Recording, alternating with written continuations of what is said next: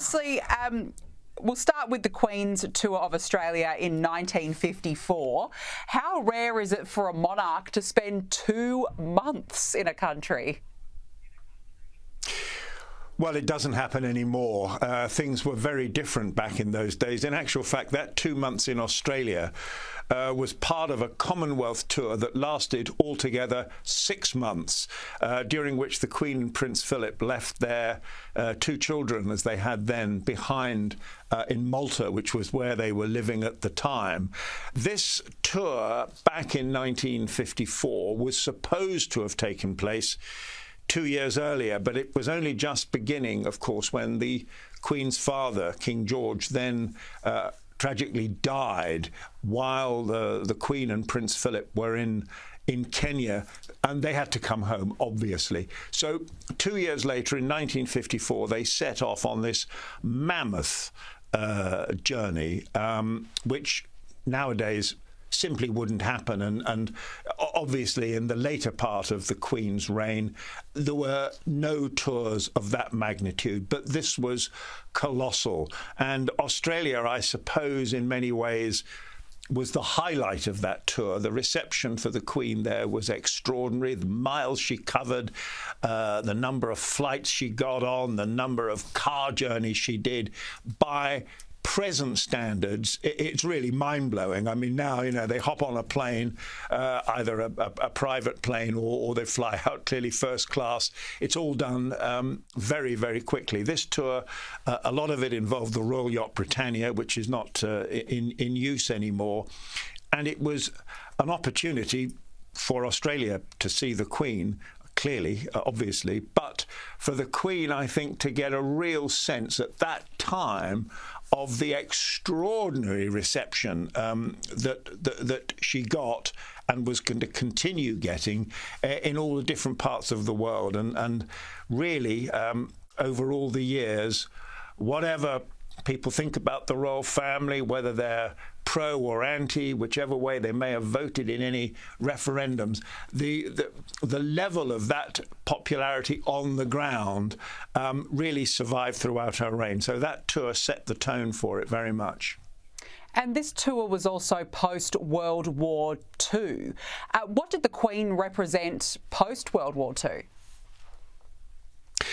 Well, I think she would have liked to be seen to represent change and a new era. Bear in mind, she was only 27 when she set off on that tour. You know, Winston Churchill was the Prime Minister. He welcomed her back to Britain at the end of that tour. But I think Britain and the rest of the world, the Commonwealth, was very anxious then to shrug off, if you like, the awfulness, the depression, the grimness of those war years. And this young Queen represented a change.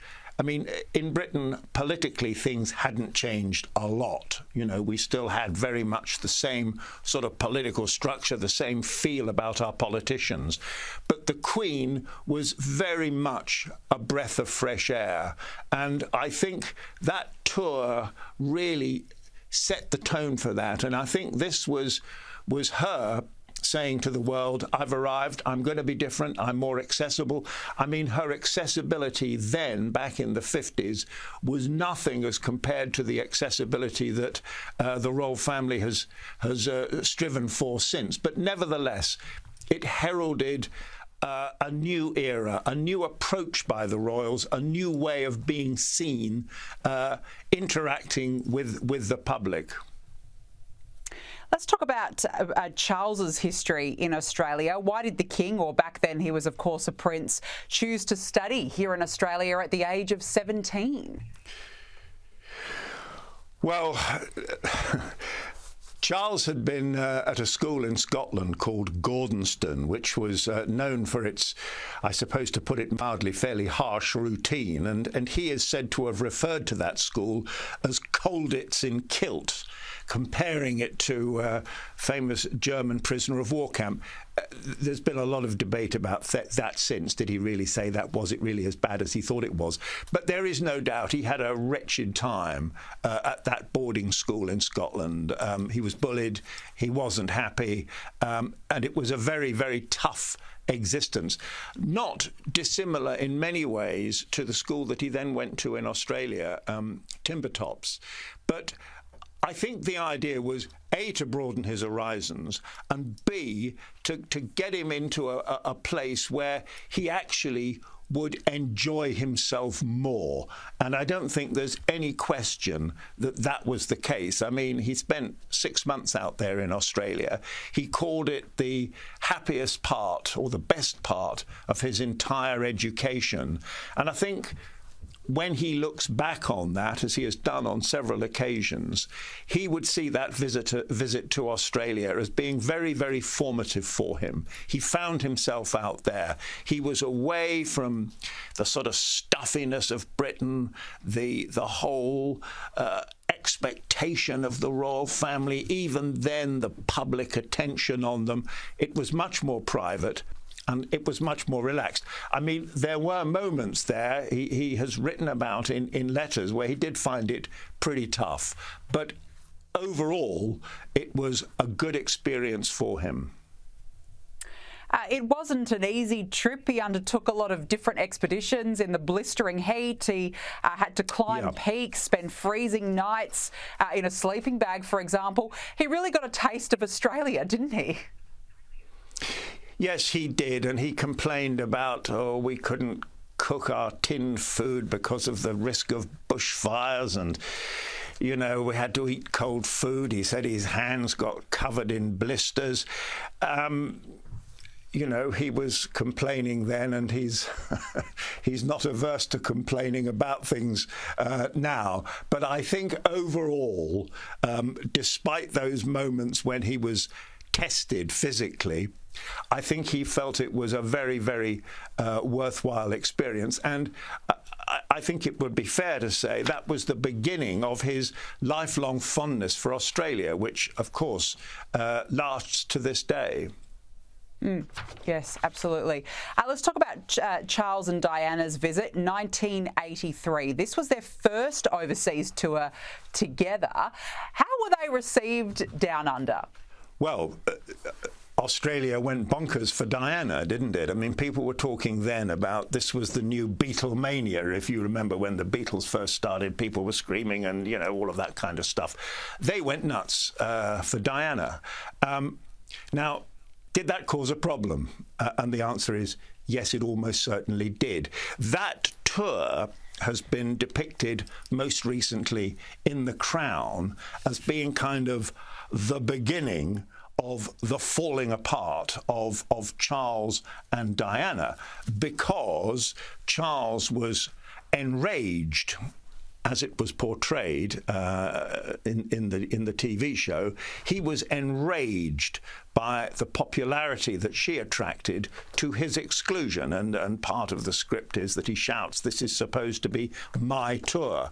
I think people who were on that tour would agree that there is certainly a grain, if not more than a grain, of truth in that. One of the big problems with Charles and Diana from the get-go was her incredible popularity, and to the point that I suppose he almost felt ignored when they were in public, because all eyes were on her. He also is said to have complained about her lack of enthusiasm when they were climbing Uluru, Ayers Rock, I think as it was then.